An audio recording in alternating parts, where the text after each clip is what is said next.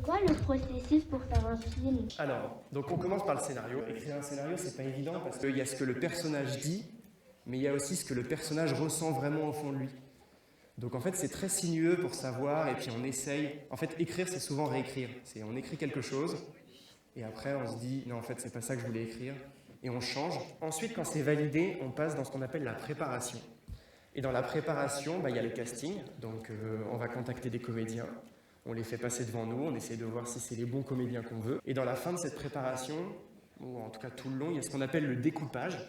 Et donc c'est la façon dont on passe du scénario à des images. Donc par exemple, je ne sais pas, il y a marqué Noam s'approche de la falaise et regarde le coucher de soleil. Est-ce qu'on se met loin de lui? On est extérieur, donc on filme ça de très très loin. Est-ce qu'on se met proche? Puis après on passe à la réalisation. Donc là c'est le moment où on filme, action, coupé, on prend le son, on filme avec une caméra.